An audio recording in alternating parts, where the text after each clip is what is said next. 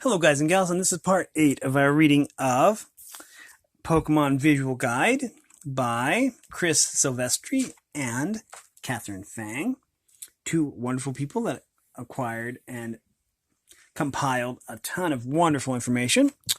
And in our last one, we talked about the Orange Islands, and we were about done with this chapter, to be honest. We're about to go to the Johto region, I think. And as you can see, we've read, we're to page 69, which is kind of big. And in our last episode, we talked about the Orange Island League, and that's one of the ones that Ash actually won, which he doesn't usually win, sadly. Anyways, let's talk about Mewtwo.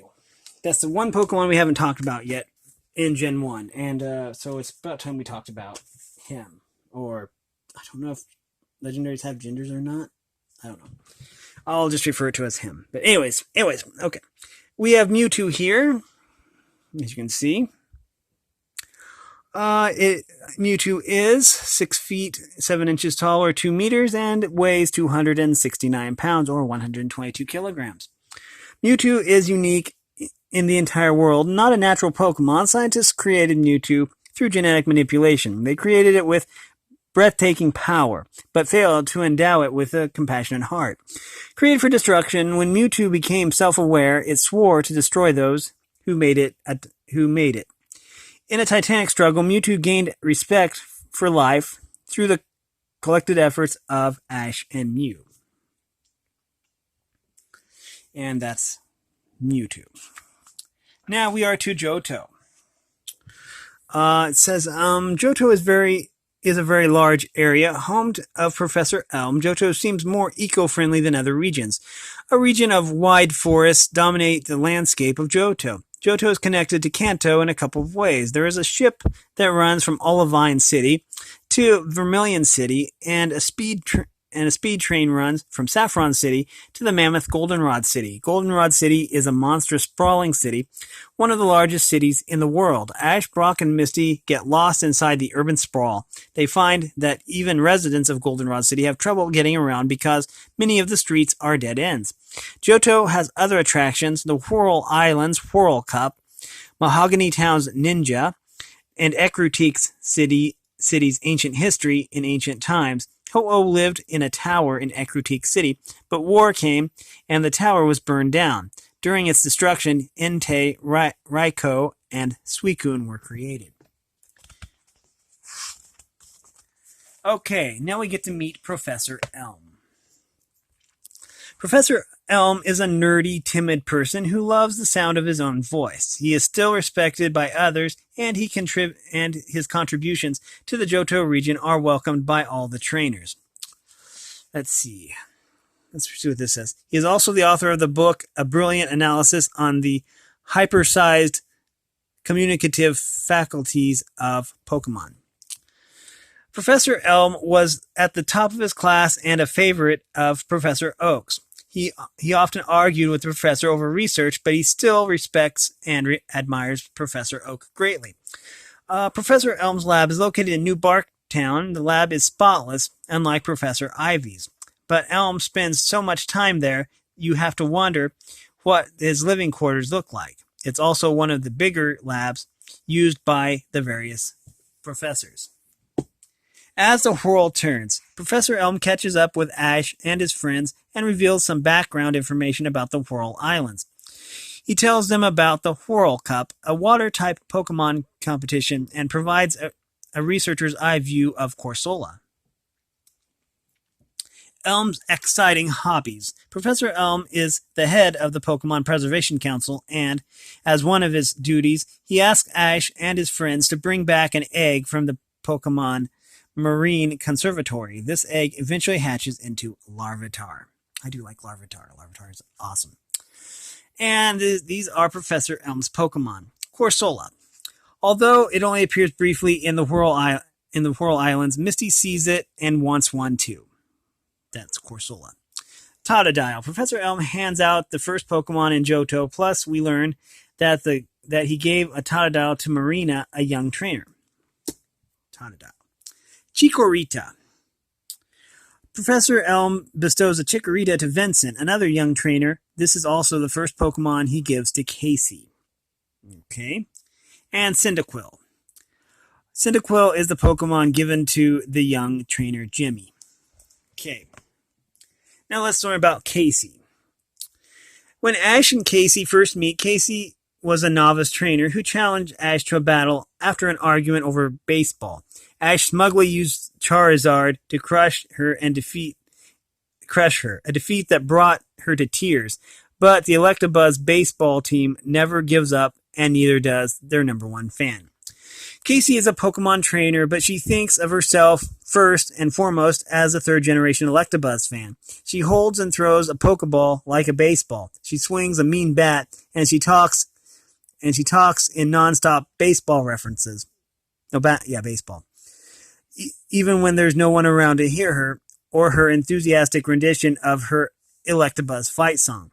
She takes defeat hard, but even when she's down, she's not out. Her fighting Electabuzz spirit usually has her back up and swinging in no time. Casey's competitive streak can get the better of her, although she learned a valuable lesson when she pushed Chikorita too hard while trying to beat Ash in a Pokemon bug catching contest. Her dream team is Beedrill, Elekid, Electabuzz, and Pikachu, 4 yellow Pokemon with stripes, a homage to the Electabuzz team colors.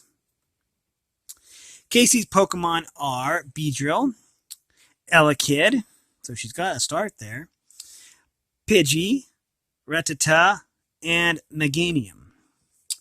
Okay, now let's learn about Sakura. I think it's pronounced Sakura. Sakura longed to go on a Pokemon journey, but her 4 older sisters were reluctant to grant permission. When Ash and his friends met Sakura in Ecruteak City, she was a sweet but meek young girl. That was hardly surprising since she lived in the shadow of 4 older sisters. Satsuki, Sumomo, Tamao, and Kuome, the 4 beautiful tea ceremony sisters. They told Sakura she's not included in that count because she's not beautiful. That's rude. She really is. Sakura and Misty are particularly good friends. Both know all too well how it feels to be invisible while their older sisters get all the attention. Despite their teasing, Sakura's sisters love her and don't want her to leave home until she's ready. She's almost decided to travel with Misty and the gang, but decides to stay home until she was strong enough to travel on her own. The second time Misty sees her in Ecruteak City, Sakura's Eevee is an Espeon, and Sakura is tough enough to take on Team Rocket. It's clear to everyone how much Sakura has grown, and she finally gets to depart on her own solo journey. So she has Beautifly and Espeon. I always liked Espeon. I always liked Umbreon better, but I always liked Espeon. Team Rocket's machines, and we have another fold-out page, which is really cool. Villains are lonely people. They always need a helping hand when pulling off their dastardly schemes. Unfortunately, Jesse and James are bumbling, ineffectual knuckleheads who couldn't pour water out of a shoe if the directions were on the heel. Somehow, though, they managed to create the most elaborate, nefarious contraptions in their spare time. These are a few of their crazy inventions. There's the Meowth Balloon. The Meowth Balloon, incredibly unsafe, easily destroyed. This is Team Rocket's most identifiable mode of transportation. It often is modified with some sort of resistance, but never enough to keep them from blasting off. The balloon usually has the ability to capture Pikachu or other unsuspecting Pokemon through the use of an extendable clamping hand or an electrical-proof net. Never able to fully trick out the Mewtwo balloon, it is a sturdy, eco-friendly reminder of just how persistent Jesse and James are.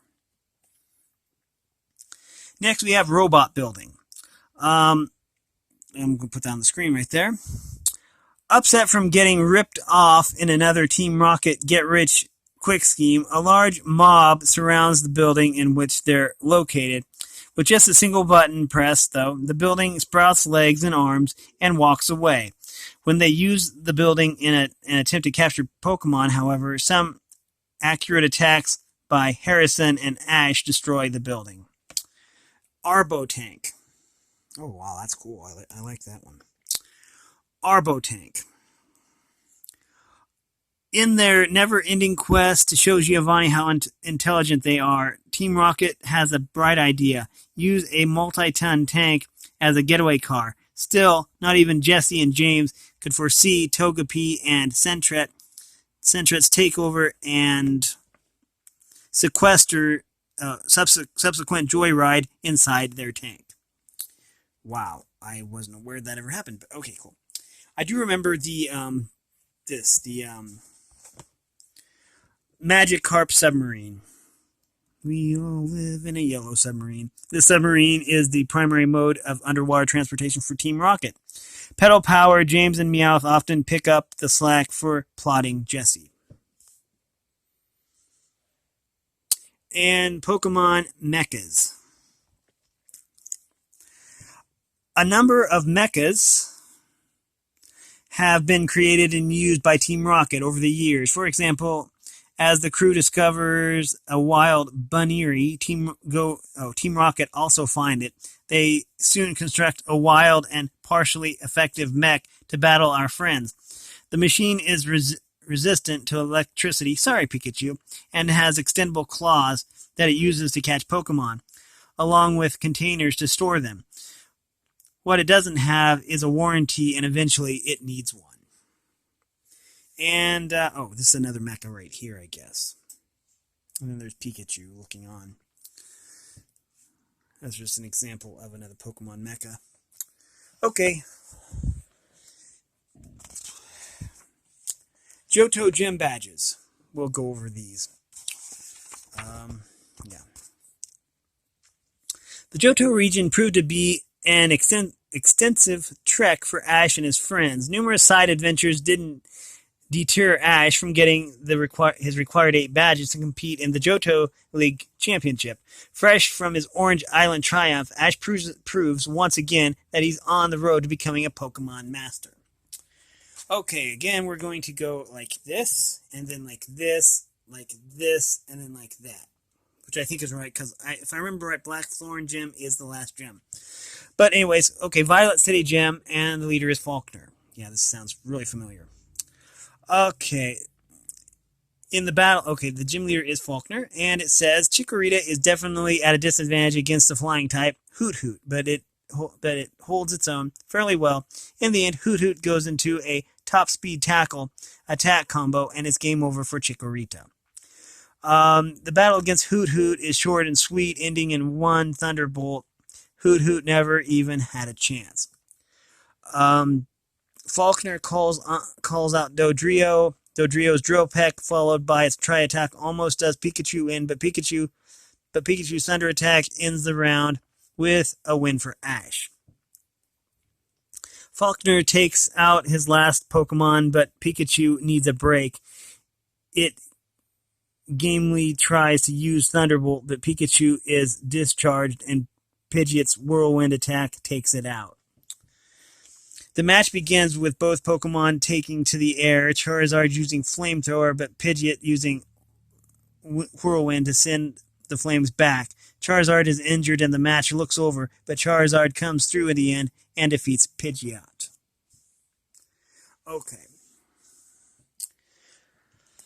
Okay, now let's go Goldenrod City. Whitney. Oh no. The Miltank. Goldenrod City, the gym leader is Whitney. And it says rematch right here. So it says Cyndaquil used Tackle but gets smashed repeatedly. It looks like Ash is going for a repeat of his earlier loss to Whitney. Totodile digs huge trenches into the ground using its water gun attack. Miltank is befuddled, and just as Totodile is about to deliver the final blow, Ash recalls it. Pikachu hides in the trenches created by Totodile, and when Miltank gets stuck, Pikachu slams it into the air. A full power Thunderbolt knocks Miltank out.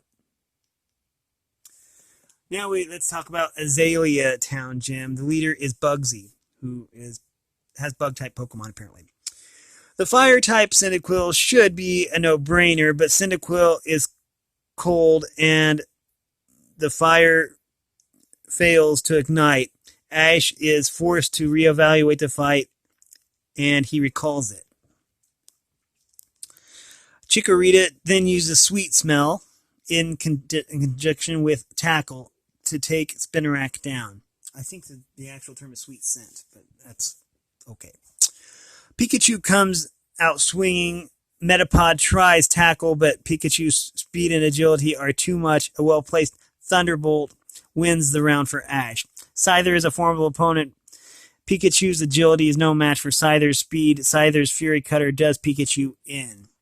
Cyndaquil is Ash's last hope. Scyther tries to end the match with Fury Cutter, but Cyndaquil dodges and its fire comes back. Scyther uses Swords Dance, but Ash is able to get Cyndaquil above Scyther, blasting it through the open space above. Okay, Ecruteak City. The gym leader is Morty. Noctowl uses its foresight and followed up with Tackle. Ghastly hits Noctowl with Lick, but Ash recalls Noctowl now that Ghastly has been revealed. Using Quick Attack, Pikachu gains a slight advantage, but after Ghastly dodges its Thunderbolt, it counters with Nightshade and knocks Pikachu out. The weakened Ghastly tries Nightshade again, but Cyndaquil dodges it and uses Tackle to defeat it.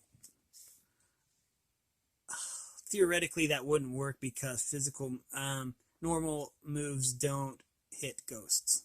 Just saying. Some of these don't really make sense in the actual canon of the game. Haunter is faster than Ghastly and uses Mean Look, which forces Ash to stay with Cyndaquil until the end of the match. Cyndaquil uses Swift and then Smokescreen to counter the Hypnosis, but Haunter grabs it out of the smoke and ends the round with Lick. Noctowl uses Hypnosis, but is hit with Haunter's Confuse Ray. It decides to battle on and takes Haunter down with a well-placed Tackle attack. It also learns Confusion. Gengar is twice as fast as Haunter. Noctowl uses its newly learned Confusion, while Gengar uses Nightshade. Ash has Noctowl use Confusion through the whole gym in order to pinpoint Gengar, and he uses Tackle to win the round. Again, that wouldn't work in the games because Ghost cannot be targeted unless it has the move Scrappy. If it has the move Scrappy, then it can hit Ghost with physical move with normal moves.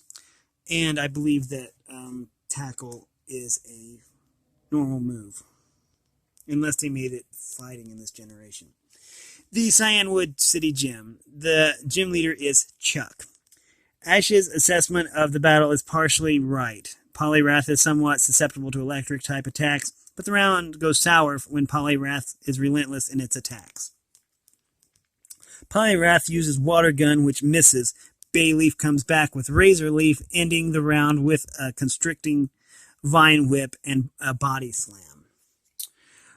It says Machoke smacks Bayleaf around using Cross Chop against Bayleaf's Vine Whip. During the tug of war with the Vine Whip, Ash decides to go toe-to-toe with Chuck's Pokemon, and Ash's confidence in Bayleaf is inspiration.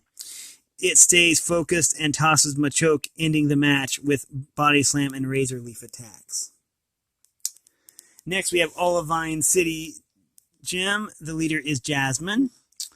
Pikachu starts the party with Thunderbolt, which Magnemite easily avoids. Pikachu finally lets Magnemite hit it with Thunder Wave and then absorbs the hit using Quick Attack and knocks Mike Tyson, but it's Magnemite out. Pikachu is ineffective against Steelix. Pikachu's speed is a problem for Steelix, but after a short time, a very tired Pikachu is knocked out with Iron Tail. Cyndaquil uses Flamethrower right from the get-go, but Steelix uses Sandstorm and digs itself underground after nearly getting knocked out. Cyndaquil superheats Steelix's Sandstorm and melts Steelix into a defeat. Okay. Next we have Mahogany Town. The gym leader is Price. Dugong tries to freeze Cyndaquil with an ice beam, but the flame on Cyndaquil's back melts the ice. Price sends Dugong underwater. Cyndaquil follows with Swift, then Flamethrower, knocking Dugong out. Cyndaquil tries Flamethrower, but pile of swine, uses Blizzard to freeze the pool of ice and finishes Cyndaquil down with a takedown.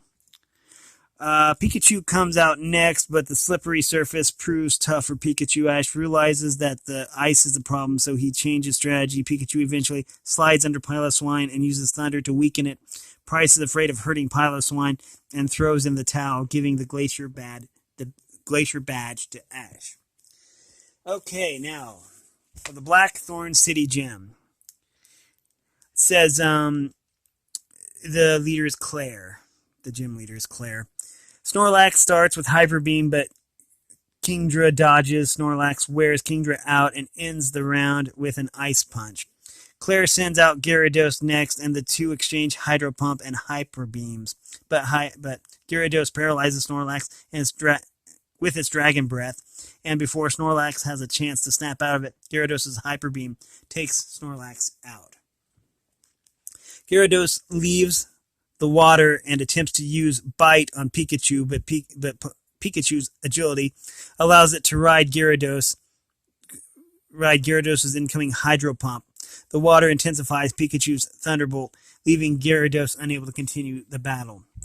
Claire goes with Dragonair as her third and final Pokemon. All it takes is one Hyper Beam to knock Pikachu out. Charizard is Ash's last hope. The playing field changes to an earth, wind, and fire environment. Charizard uses Flamethrower while Dragonair ducks underwater and uses Hyper Beam. Fire Spin evaporates all the water in the arena, leaving the earth and sky as Dragonair's only refuge. Charizard uses a Seismic Toss Fire Spin combo to knock out Dragonair, giving Ash the victory. The Whirl Cup competition. There are other tournaments that specialize in single type of Pokemon, but the Whirl Cup history makes it something special. Held only once every 3 years, the Water-type Pokemon tournament is infused with the Whirl Islands' age-old traditions.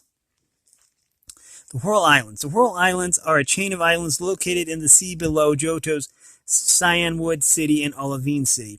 From north to south, the four main islands are Silver Rock Isle, Red Rock Isle, Yellow Rock Isle, and the largest Blue Point Isle. The World Cup is 6 days of intense competition that will crown one trainer as the water Pokemon Alpha Omega, a title that legend says was once held by expert water Pokemon trainers who lived underwater. The winner also receives a Mystic Water Pendant, which can power up water Pokemon attacks. Water Pokemon have always been a vital part of life in the Whirl Islands. As at the start of the World Cup, Maya, the Sea Priestess, who presides over the event, uses the Sea Spirit Orb on the end of her staff to call forth the energy of all water Pokemon. She also closes the World Cup by using the Sea Spirit to invoke the harmony between people and water Pokemon. The Coliseum for the finals is just up the coast from the Pokemon Center, open to the sea on one side and adjacent to classic-looking ruins. It's a setting that captures the Whirl Islands history and ties to the sea. The first round of the finals is all one-on-one battles, while later rounds are 2-on-2. Okay, let's go over the World Cup results. First round, one-on-one battles. Ash and Totodile defeat Christopher and Kingdra. Christopher is a natural showman, likes to make an entrance by using Fishing Rod to cast his lure ball into the water and release Kingdra. First round, one-on-one battle. Misty and Corsola defeat Harrison and Quillfish. Harrison is a knowledgeable trainer, but he doesn't know what to do when his Quillfish gets stuck in Corsola's horns during a match. Second round, 2-on-2 battle. Misty uses Polly, Whirl, and Psyduck to defeat Ash's Totodile and Kingler. Misty plans to use Corsola as her second Pokemon, but Psyduck lets itself out instead. Things look grim until Kingler uses Vice Grip on Psyduck's head, which triggers Psyduck's Confusion attack. Third round, 2-on-2 battle. Trinity uses Gyarados and Chinchou to defeat Misty's Poliwhirl and Corsola. Poliwhirl's quick defeat leaves Corsola with 2 opponents in battle. It beats Gyarados but can't evade the attacks of Trinity's Chinchou. Trinity, elegantly composed and always sportsmanlike, Trinity's poise and expertise wins Misty's admiration as well as their match. Finals. Semi-final match, Trinity and Golduck defeat the unknown opponent. Final match, a male trainer and his Feraligatr defeat Trinity's Golduck and wins the World Cup.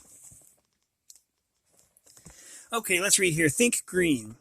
A major Pokemon theme is the importance of nature, and just as importantly, balance, preservation of the environment is portrayed as a good thing, but without condemnation of humanity.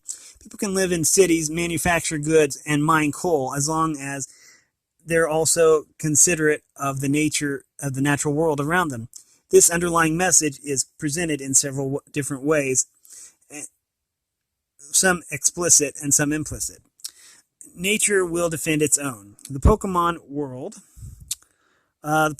has one major safeguard to fall back on: the Pokemon themselves. Some Pokemon can use their power to protect or repair the environment. Celebi can use vines to quench a forest fire, while Suicune can purify water.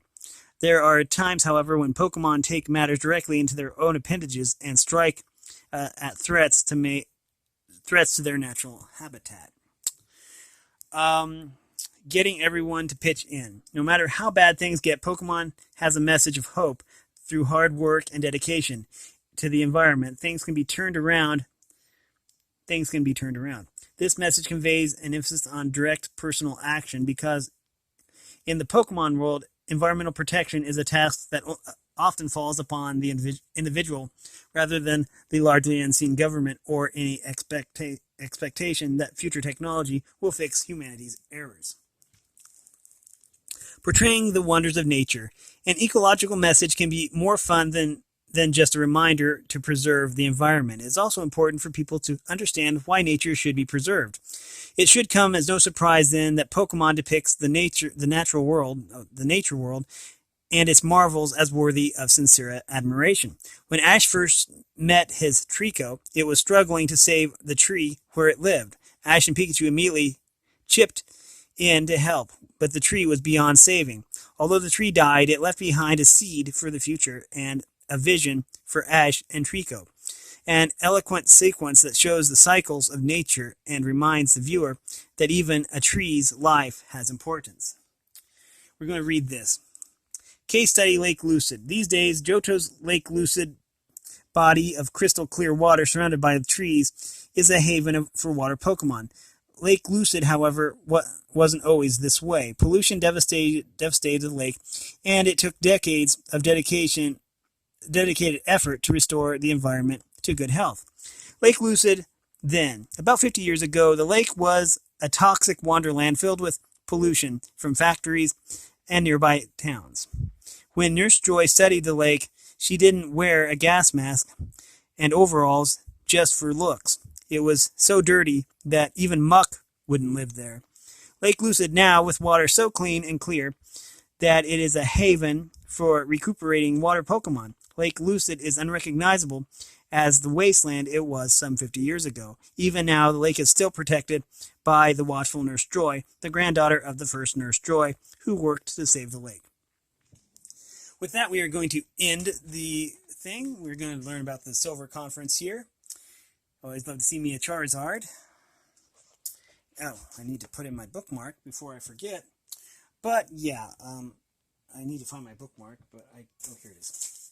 We're going to put in a bookmark, and that's that. We've been reading from Pokemon Visual Guide by the ever awesome Silvestri and Katherine Fang. And So if you like this content, make sure you like and subscribe and ring the bell so you know when I upload. And if you want to support me in any way, all that information will be in the description below. As always, thanks for watching, everyone, and have a great day.